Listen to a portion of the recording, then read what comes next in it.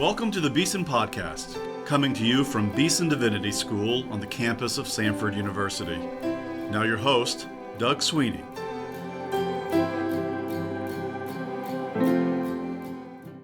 Welcome to the Beeson Podcast. I'm your host, Doug Sweeney, and I'm joined today by Hila Grace Allman, one of Beeson's brightest Master of Arts in Christian Counseling students.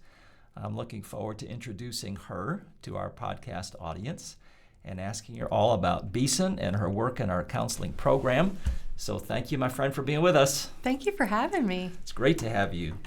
All right, let's introduce you to everybody first. Just tell us a little bit about what your childhood was like, how you came to faith in Christ, and then maybe a little bit later, how you decided that seminary was an option for you.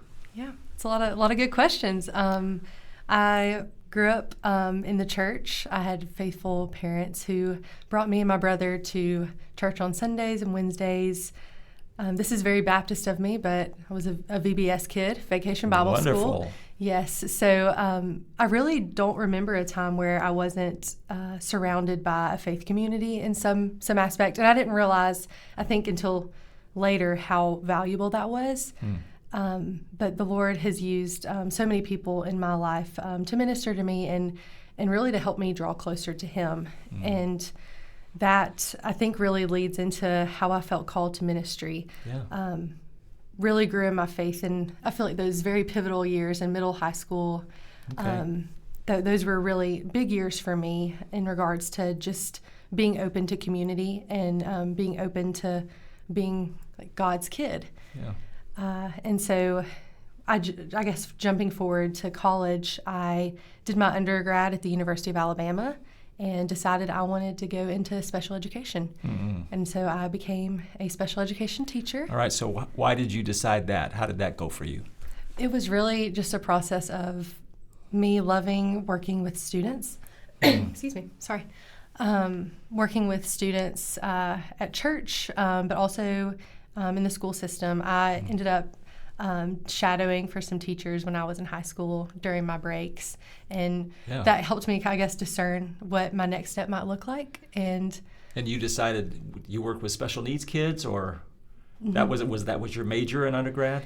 And my undergrad was actually, it was dual, so I did both special ed and gen ed. Okay. But that was how'd you figure out the Lord was leading you into special ed?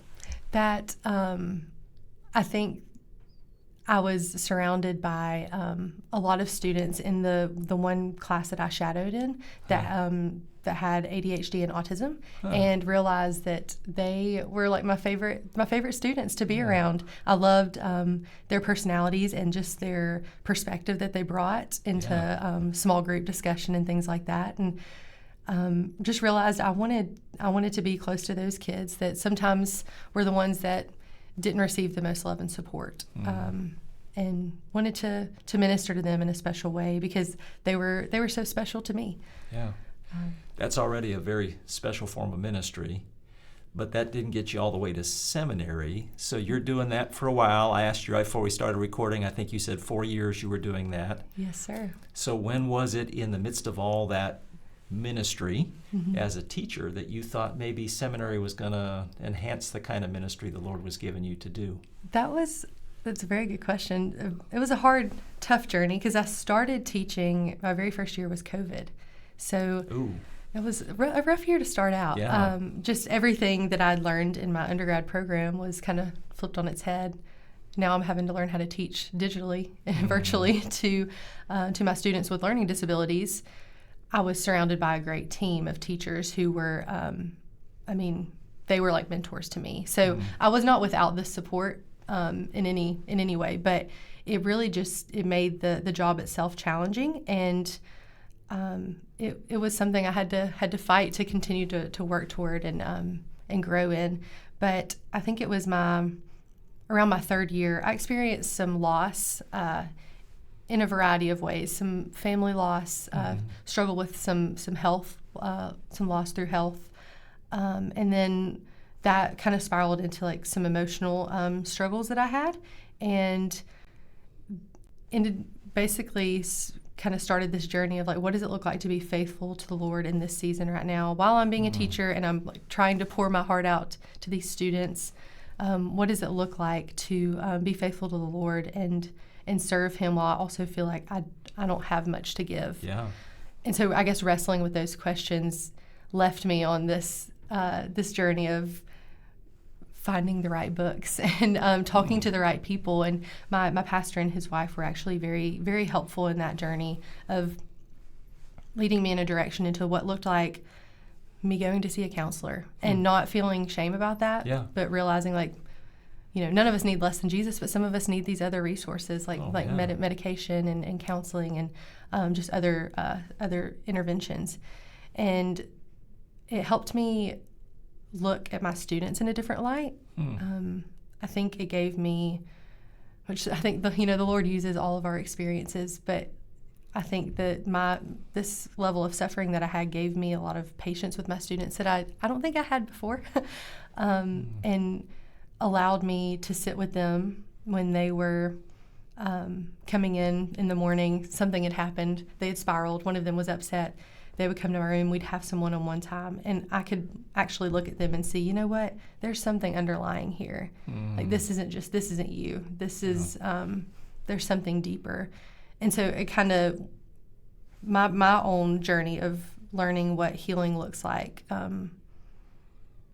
helped me in looking at my students differently and wanting to find strategies that were helpful for them. And I guess in the mental health world.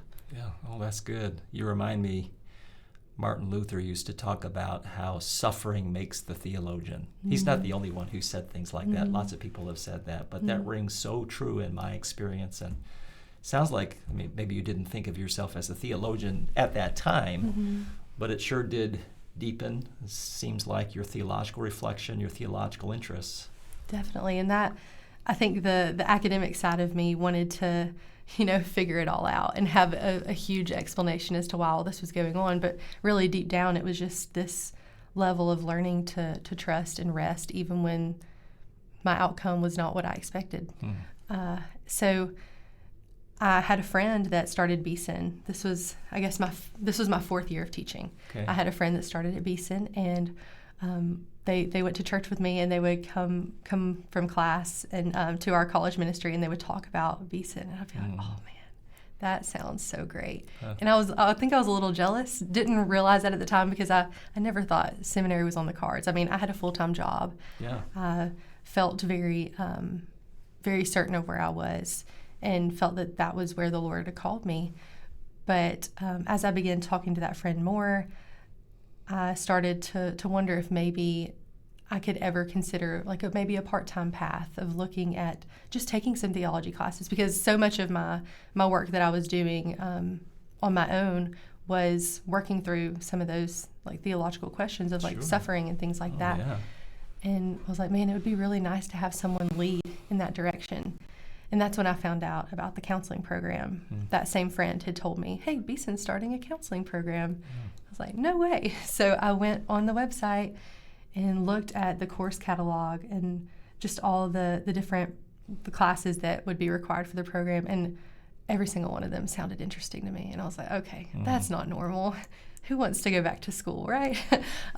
So I was like, yeah, those sound great. Maybe I could, try and go to one or two and play this part-time game. But and that's what you did at the beginning? You kind of tested the waters a little bit? Actually, crazy enough, that was what I wanted to do because it was safe. Okay. But I talked to my counselor because I was like, well, I could take these classes, but it would be nice to know what he thinks. He's been doing this day in, day out. He is a biblical counselor.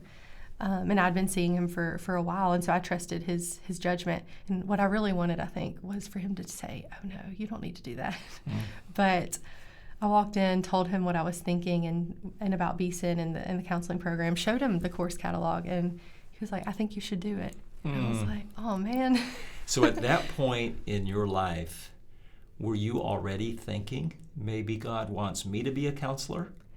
I think part of me was wrestling with that, but I was not ready to accept it. I was very afraid. I'm a very structured person. I have my plans and I follow through with my plans. And so if it wasn't me teaching full term until retirement, then it felt like shaky ground. And I didn't like that. But yeah, after my counselor told me that he was like, I think you should do it, I was like, oh man, that's a little bit of confirmation that I didn't want. So I continued to pursue it. This was now the summer, and so I was looking at starting my 5th year teaching, and went to an interview with Dr. Bowles and Emily Knight. And Dr. Bowles, for those who don't already know, directs our counseling program and is a phenomenal teacher of counseling. He is. And I walked in, really was hoping for the Lord to just provide me like some confirmation. Is this the right thing, or is this maybe something I need to wait, like put pause on, maybe do a couple of classes here and there just to help with my own walk and journey, and what it looks like to trust the Lord in this season for me. And I met with them, and as soon as I left, I was like, if I get accepted, I'm going to do this thing. I'm just going to go all in. What did he say at the meeting that got you over the hump? I think it was the way he was just present and just listened. And I was still wrestling with wanting to be a teacher, but like not wanting to give that up. And he was like able to see past a lot of, I guess, the closed offness I had towards jumping into something like this. Sure. And it gave me a lot of comfort. And I was like, if he is going to be teaching these classes, I would love to learn from him, like what it looks like just to be present with someone and to help them work through these questions they have. And so, the rest is history. I'm glad God brought you here. All right, let's talk a little bit. I'm thinking now of people who are going through similar thought processes themselves, wondering, is counseling something maybe God has for me? Can you describe, it's going to be hard, but can you describe what your experience in the program has been like for people? Oh man, I mean, I think for me, so much of it has been like a healing for me, just because I was walking in with a lot of questions and walking in trying to wrestle with like what it looks like to struggle with mental health in some areas, like even personally and devotionally, like what that looks like for me. And so walking in, learning about some of these things, was like a balm to my soul. And the Lord used all of it. My counseling classes, even the MDiv courses, the theology, the history and doctrine, just made it all come alive. I remember my very first class at Beeson was a New Testament theology class, and I would leave that class like with tears in my eyes every single Wednesday and Friday, and just sitting there wondering, how is it that I've heard the best sermon of my life after every single class? But the Lord just used that to minister to me in a very deep way, and just not thinking I was ever really like an academic person, knowing that I could walk into this and have this experience of learning more and just seeking His face through the studies, while also the devotional side was such a gift to me. Yeah. Well, that sounds marvelous. So far, your description is the kind I love. It's mostly about how the program has helped you spiritually, emotionally, devotionally, and so on. At the same time, is it helping you think about what God has next for you? Are you thinking of yourself a little bit more as a counselor now, or is that not what God's doing in your life through the program? It is. I think we're walking through the program and just taking it a step at a time has given me the confidence I need to actually believe that I could do counseling. And one of the things that Dr. Bowles said that gave me a lot of comfort at the beginning was that sometimes we walk into to ministry or a class or anything really, and we think that we've got to learn how to figure it all out, and like that's our goal for that class is to figure it all out.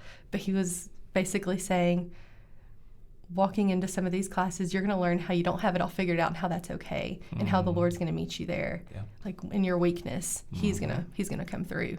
And so, I guess step by step, me coming to those realizations of it's not necessarily me grieving and leaving teaching and then stepping into this role as counselor, but it's like just me being his kid all the way through. Yeah. Of like, and wherever he has me is where he's going to use me. And I think I've just come up to a lot of peace with that. I hesitate to ask this because I don't know if it's too early to ask you this question, but I'll ask it anyway. As you look back on your time as a teacher, in relation to what God's been doing in your life recently at Beeson in the counseling program, can you yet see the ways in which in God's providence and God's kindness, some of the things he was doing in your life when you were working full-time as a teacher are being used as sort of contributions to your ongoing spiritual formation here in seminary? Is there a relationship you can talk about yet between your teaching and your seminary life? I think in a lot, that's a great question. I think in a lot of ways I'm still processing that, and I think I'll continue to. Sure. But I definitely do, I think I do see where the Lord has given me these experiences of being someone working full-time with one-on-one with people, with people that are valued and beloved. And having those experiences where I'm able to minister to them in a real way, using those in my counseling classes where I'm having to think sometimes of scenarios of like where could this be applicable? Like where could I be, for an example, in our counseling classes, we work on skills like reflecting content and reflecting feeling and clarifying. In what ways, when I'm sitting across from someone, can I use those skills for the glory of God to help them be seen and heard and feel loved? And I think that there's ways in which I could have definitely done that better when I was a teacher that I just didn't know the skills. But there's also moments where I've been able to look back and see the Lord work even through my I guess ignorance of those skills, of like how sometimes just being present with someone and listening when they're crying is all that they need in that moment. And so just being able to look back at the lives of my students and ministering to them and trying to teach them math and reading, but also trying to pay attention to their hearts. It's been a beautiful process and something that I probably do need to reflect on and process some more. But it's a great question. Yeah, for years to come. Yeah. Okay, so for people who are listening to us now, and every once in a while they've wondered, is seminary something that's maybe for me? Or for people listening to us now who know folks who they would like to encourage to go to divinity school, go to seminary, what would you say about Beeson and your Beeson experience that you'd like to put on their minds as they think about this? And then, just a little part two, any advice for people who are just a few years behind you in the process, but maybe following in your footsteps? How would you advise them about getting ready for the possibility of walking through seminary with the Lord? I mean, for me, I think the first step in my process was talking to people about it, talking to people that know me well, people in and out of ministry, hearing their experiences with whatever they've gone through, and just asking them, like, do you think this is something that you could see me doing? Because I feel like I used and I valued so much of the people in my life that knew me well. I wanted their input, and I wanted to know what they thought about me taking this leap of faith. Because for me, it was very, very, structured. This was a big leap for me. And for some people, that might not be the case. They may be ready, like all in. But for me, it was definitely a process. And so I think that, speaking to the people around you that know you, that you trust, and that you have that relationship, I think is a good first step. But also, I mean, I think the more that we lean into the gospel, the more creative we are. And I think at least that's how it's been for me in this process, was the excitement I felt about classes came from that ability to hope about a future, a possibility somewhere else. Yeah. And so I think, I think that comes from just being with the Lord and letting Him mold you, and also just, being His child and knowing that He's going to take care of you. So I think, leaning into that creativity is okay. It's not a bad thing. Yeah. So I would also encourage, people to think about, like, if I'm looking at myself a year from now, would this be a healthy place for me to be in? Mm-hmm. I love that. The more we lean into the gospel, the more creative we are. I'm not sure I've heard somebody say that before, but I think you're exactly right. I'm sure it's in one of the books I've read this past week, because I'm sure it's just mulling through my brain. Yeah. So talk for just one more minute about that. I like that so much, and I want us to think about that just a little bit. So it sounds like what you've said so far is that as God enabled you to lean more fully into the gospel, He just kind of freed you up from maybe a lot of cautiousness that you had about following Him into seminary to begin with. Mm-hmm. Are there other ways in which you feel like it's making you more creative and responsive to the things that He puts before you day by day? I mean,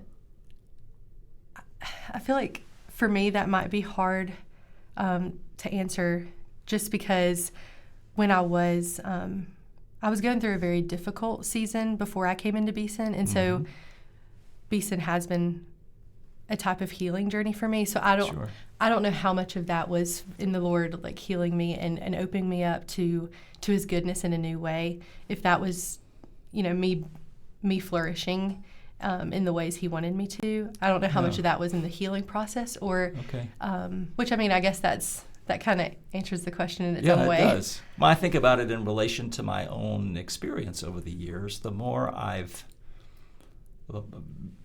lived into the gospel, the more God has used the gospel to kind of free me up from excessive concern about myself or manufacturing my own future, those sorts of things. Mm-hmm. The more freed up I've become really to follow Him creatively. The more I trust in Him and His guidance in my life, the less I'm trying to kind of force the issue all the time and manufacture my own future day to day. And I think that does make you more creative and more responsive just to people God brings your way in the moment. Yeah, I mean, what is it that Bonhoeffer says? I'm probably going to mess it up, but like, we have to go where faith is possible, and that's uncertainty. And I feel like that jumping into a new territory, a new place, a new job, whatever that may be for anybody, is in a way stepping into that uncertainty and having, getting to the point where it's only Him that can work. Like, I can't do anything in my own strength. He's gonna make the path for me. Wow, that's great. Okay, last question. A lot of our listeners like to pray for Beeson and pray for Beeson students. How can our listeners be praying for Hila Grace in days ahead? Well, I'm almost done with the counseling program, and I'm very sad about it. I'll be done in August. I mean, there's a lot of ways to rejoice, but I think there's, like, some grieving that goes on with that too, of, like, knowing that this time is coming to an end. And so I just want to finish well, and I also am, discerning, like, what next steps look like for me. So I guess both of those things would be things I would love prayer for. Great. All right, listeners, this has been Hila Grace Allman. She's a Master of Arts in Christian Counseling student at Beeson Divinity School. Thank you very much, Hila Grace, for being with us today. Listeners, please pray for her, that she'll follow the Lord faithfully and creatively into the future. Bear in mind that we're always praying for you, and we're grateful for you. We love you, and we say goodbye for now.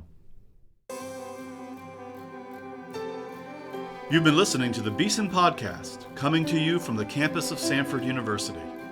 Our theme music is by Advent Birmingham. Our announcer is Mark Janolette. Our engineer is Rob Willis. Our producer is Neil Embry. And our show host is Doug Sweeney. For more episodes and to subscribe, visit beesondivinity.com/podcast. You can also find the Beeson Podcast on iTunes, YouTube, and Spotify.